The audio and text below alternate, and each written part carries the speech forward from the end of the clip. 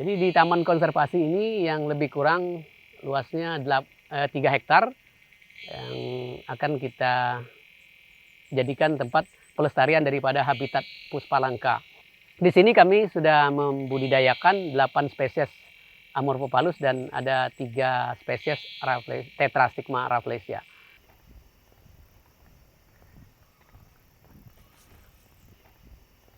Jadi Amorphophallus gigas ini dia punya 2 siklus pertumbuhan yang unik karena fase vegetatif pohon dengan fase generatif bunga tumbuh silih berganti di titik yang sama atau di umbi yang sama.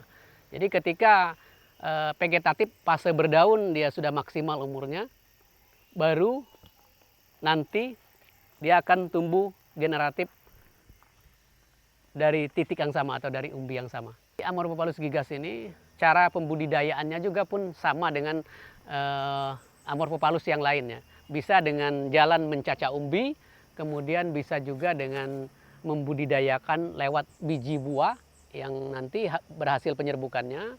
Terus ada lagi kami sudah bisa menumbuhkan lewat vegetatifnya. Nah, jadi Amorphophallus gigas ini kemarin waktu mekar sempurna, dia dengan ketinggian 4 meter, kemudian diameter kelopak bunga itu 65 cm. Uniknya, kalau saya menganggap bahwa ini Puspalangka, langkahnya bahwa dia biasanya kalau bunga, dia setelah mati dia akan hilang ya. Tapi kalau Amorphophallus, dia setelah nanti layu, tetap dia akan kembali tumbuh. Itu tadi yang saya sebutkan 2 siklus tadi. Jadi setelah mati nanti ini bunga, jadi dari umbi dia akan tumbuh tunas pohon yang fase berdaun. Dan begitu juga sebaliknya. Jadi pertumbuhan siklus hidupnya begitu terus. Pohon mati, bunga tumbuh. Kemudian bunga pun sama mati, dia akan kembali tumbuh. Ketika mulai muncul beberapa senti dari umbi, selama 6 bulan baru dia akan mekar. Di hari pertama mekar sampai ke hari keempat, dia akan kembali menutup lagi kelopaknya. Terus padiknya di hari kelima dia akan tumbang.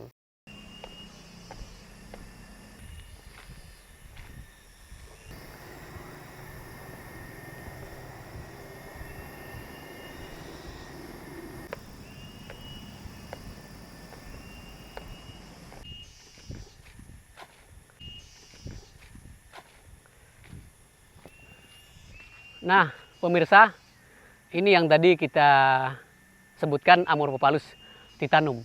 Jadi ini kondisi vegetatif atau fase pohon atau berdaun. Jadi kondisi Amorphophallus titanum ini tetap sama dengan Amorphophallus lain. Dia tetap juga punya 2 siklus pertumbuhan yang unik karena fase pohon dan fase bunga, vegetatif dan generatif tumbuh silih berganti di titik yang sama atau di umbi yang sama. Dia punya banyak perbedaan dari Amorphophallus lain ya. Kalau Amorphophallus titanum dia tekstur daripada batang ini dia halus kalau kita meraba batangnya.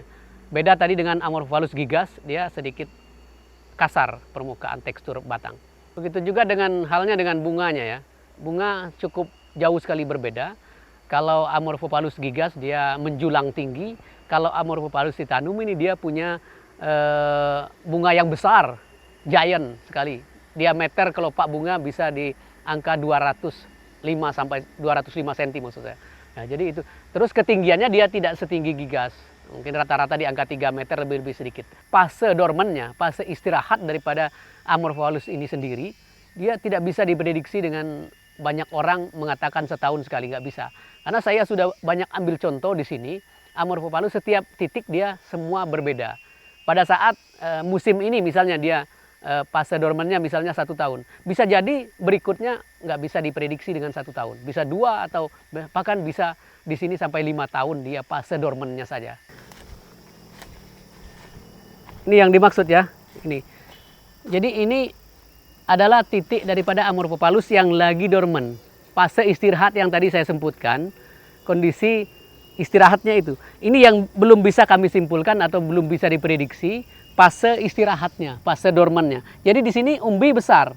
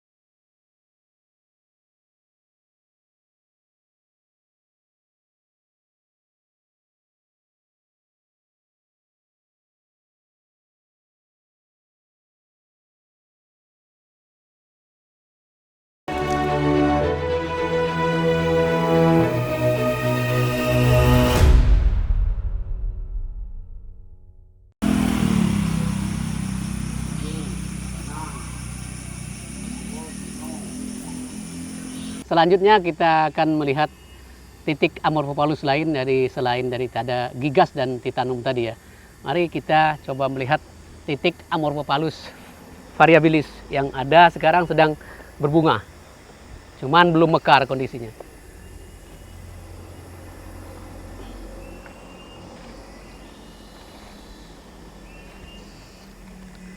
Nah, ini dia kondisinya, adalah Amorphophallus variabilis. Amorphophallus variabilis ini memang kecil, beda dengan titanum dan gigas. Ini kondisinya sama, vegetatif dan generatif juga tumbuh silih berganti di titik yang sama atau di umbi yang sama. Kelihatan, ini ada bunga jantan dan bunga betina. Nah, nanti setelah mekar ini, bunga ini akan berhasil penyerbukannya, dia akan menjadi buah. Kemudian tekstur daripada batang atau tangkai bunga ini atau vegetatif pohonnya, dia mirip dengan gigas. Dia agak kasar tekstur tangkai bunga. Ini kondisi generatif bunga Amorphophallus variabilis. Jadi dia dalam waktu 3 atau 4 hari ke depan ini akan mekar sempurna, kelopak akan terbuka dan kelihatan bunga jantan dan bunga betina ada di sini. Setelah kita melihat Amorphophallus variabilis ini, kita akan mencoba melihat Amorphophallus lain yang ada di taman konservasi ini.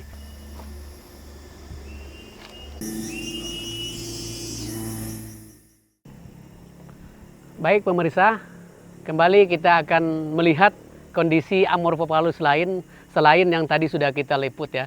Ini ada Amorphophallus phaeonifolius.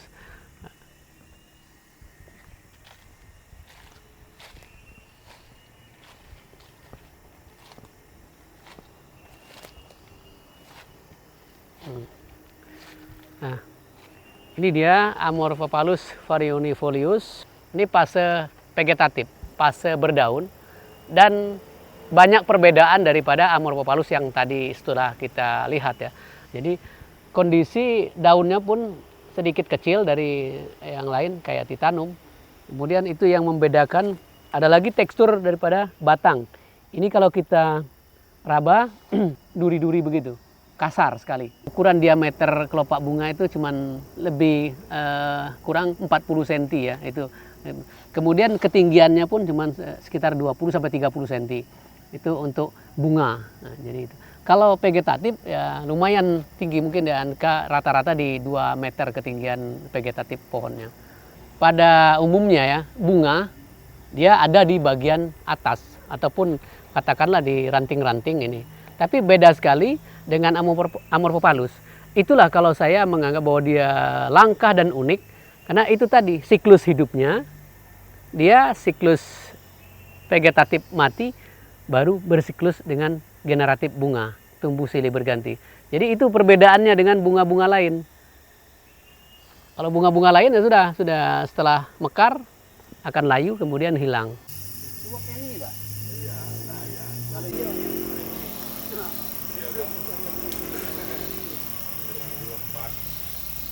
Amorphophallus ini selain daripada titanum dan gigas, memang kalau titanum dan gigas dia butuh naungan, butuh tingkat kelembapan yang tinggi, kemudian tanah yang subur dan tingkat di wilayah yang cukup dingin di daerah pegunungan. Itu untuk Amorphophallus dua spesies itu, titanum dan gigas. Beda dengan ini phaeonifolius, dia bisa tumbuh di mana-mana, di tempat tropis pun, tempat panas tetap dia akan bisa ditumbuhkan karena sudah banyak ditangkarkan. Memang kondisi daripada Amorphophallus ini bisa tumbuh di mana-mana. Jadi pemirsa, selain daripada Amorphophallus phaeonifolius, kita akan melihat kembali ada Amorphophallus asper yang akan kita coba liput kembali di bagian atas sana.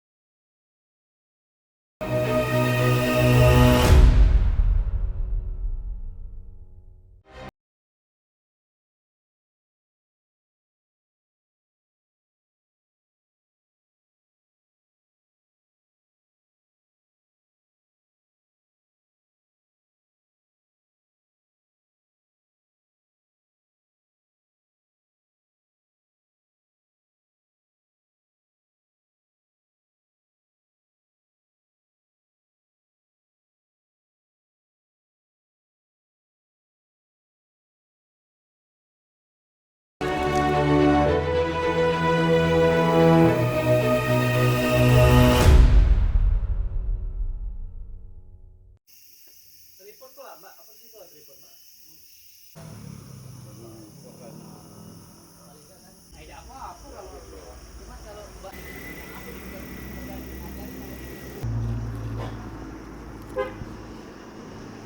pemirsa, tadi selain daripada 4 Amorphophallus yang sudah kita lihat, sekarang ada Amorphophallus asper.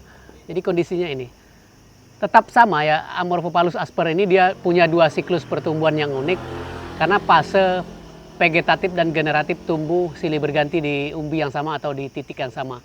Jadi kondisinya yang dimaksudkan 2 siklus adalah ini vegetatif yang nanti akan layu sendiri, kemudian dari umbi dia akan tumbuh tunas bunga. Jadi bunganya banyak perbedaan dari Amorphophallus yang lainnya. Ya, bunga Amorphophallus asper ini dia seperti tombak kayak yang di bagian bawah tadi. Tapi sedikit perbedaan, dia ada sedikit kelopaknya agak sedikit lebar ketimbang Amorphophallus variabilis tadi. Jadi ini itu dia. Jadi kemudian perbedaan daripada Amorphophallus asper dengan Amorphophallus yang lain tadi juga cukup membedakan ya. Bentuk tekstur batangnya ini sedikit ungu dan memang juga teksturnya halus di permukaan ininya. Kemudian daunnya juga sangat berbeda jauh dari Amorphophallus yang lain yang telah kita lihat tadi ya.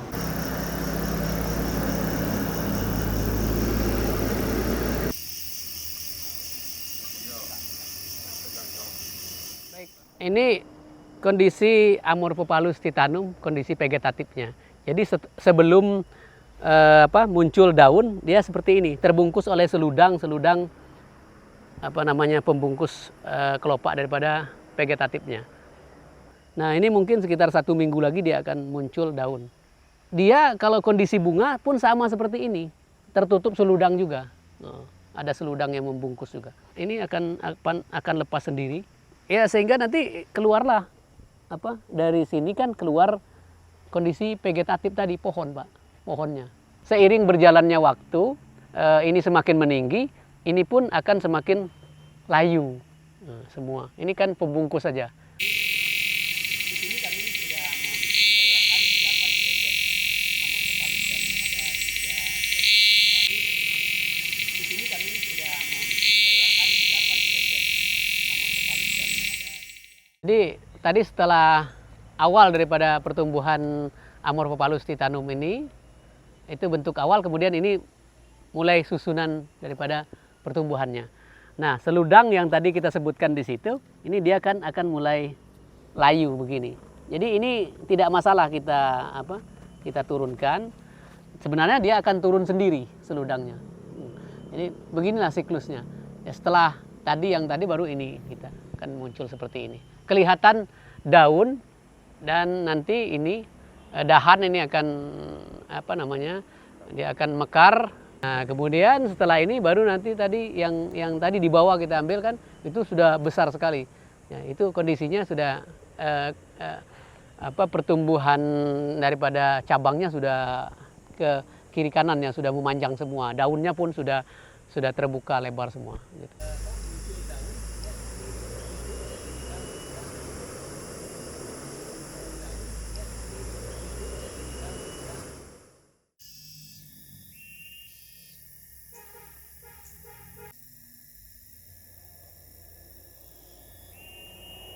Oke pemirsa, selain daripada tadi Amorphophallus yang sudah kita lihat, sekarang kita punya anggrek yang sudah kita tangkarkan di sini karena bentuk kepedulian kami terhadap tanaman-tanaman langka yang ada di Provinsi Bengkulu. Karena melihat kondisi anggrek yang juga sudah mulai berkurang popularitasnya. Jadi kami coba menangkarkan di sini beberapa spesies anggrek yang memang masih dalam tahap belajar ya. Cuman alhamdulillah sekarang sudah ada yang memang gagal dan ada juga yang berhasil tumbuh.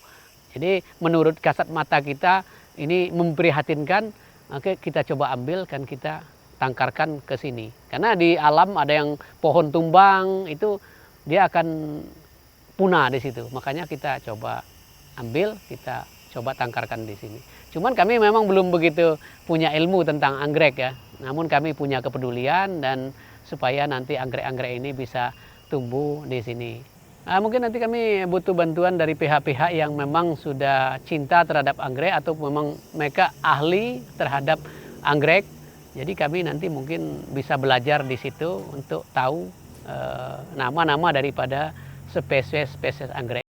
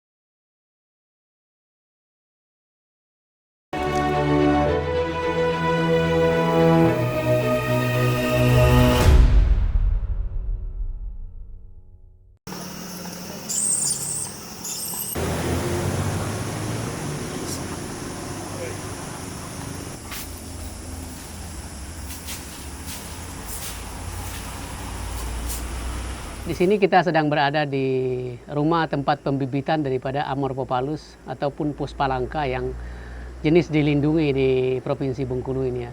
Jadi di sini kita mencoba menangkarkan dengan biasa selama ini dengan mencaca umbi, kemudian ada dengan biji yang tadi kondisi bunga yang berhasil penyerbukannya. Nah, itu yang bisa kita tangkarkan lewat situ. Nah, sekarang kami sudah bisa, alhamdulillah sudah bisa mencoba menangkarkan lewat getah daripada pohon atau vegetatif daripada Amorphophallus itu sendiri. Jadi caranya memang gampang-gampang susah ya bagi kami ya. Memang semua apa yang kita lakukan ada yang gagal tuh, ada pun yang berhasil. Dan yang sangat unik ya menurut kami ini yang lewat getah. Ini belum pernah saya dengar orang yang bisa melakukan pembudidayaan lewat getah. Nah, namun kami sudah mencoba ini, ternyata di sini sudah mulai banyak yang muncul hasil budidaya dari getah.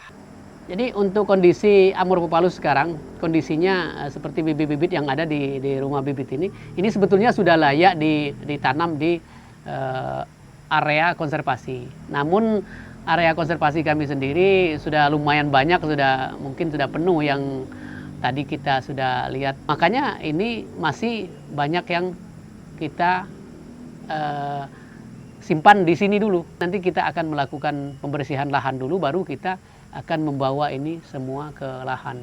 Memang sebagian juga akan kami jadikan semacam sampel di sini, karena banyak orang yang sering penelitian ataupun baik mahasiswa ataupun itu dari para pelajar-pelajar yang mau penelitian. Jadi semua memang kita tahan di sini sebagian untuk penelitian. Nah, kemudian juga di Rafflesia ya, kami sekarang melihat di alam, kami belajar otodidak di alam bahwa Rafflesia ini adalah tumbuh-tumbuhan merambat. Jadi kalau boleh saya simpulkan bahwa Rafflesia arnoldi ataupun Rafflesia lain yang sudah banyak yang dinamakan oleh kalangan-kalangan ini, memang kami lihat di alam itu adalah bagian daripada tetrastigma itu sendiri. Jadi kami juga terketuk hati kami untuk mencoba menangkarkan juga habitat daripada Rafflesia ini. Dan alhamdulillah dari tahun 1998 juga barengan dengan Amorphophallus yang sudah kita tangkarkan di sini sudah berhasil tumbuh dan sudah juga mulai muncul kenop-kenop, namun masih dalam kondisi gagal mekar. Dan kami yakin dan percaya bahwa ya Rafflesia ini juga memang bisa ditangkarkan, ini versi kami ya. Jadi kami melihat itu dan kami sudah membuktikan bahwa tetrastigma yang sudah mulai muncul ini dan dia mulai menghasilkan bunga. Cuman sangat disayangkan belum berhasil mekar karena itu pun banyak gangguan dari hama-hama ya, karena di sini lahan konservasi kami ini ex situ, di luar daripada kawasan yang dulunya masyarakat banyak menanam ubi dan segala macamnya.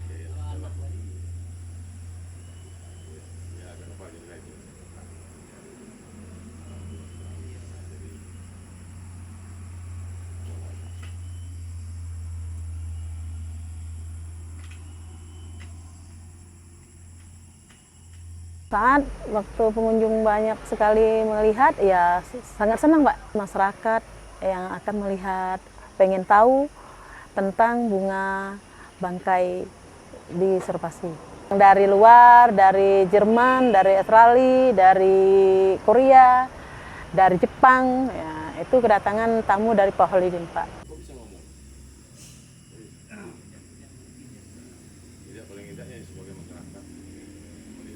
Kami punya harapan ke depan ya, semoga banyak masyarakat ataupun kalangan-kalangan yang peduli dengan habitat-habitat Puspalangka yang ada di Provinsi Bengkulu ini, mungkin yang ada di Sumatera, endemik daripada Sumatera ini. Semoga banyak orang yang mau berbuat dan mau menangkarkan, jangan kita sekedar sebatas kita sampaikan di mulut, kita punya kepedulian dan kita punya ahli segala macam, tapi kita tidak berbuat. Jadi harapan saya, cobalah yang memang ahli silakan berbuat supaya nanti generasi akan datang masih bisa menikmati keindahan daripada kebanggaan Provinsi Bengkulu, mungkin Republik Indonesia ini.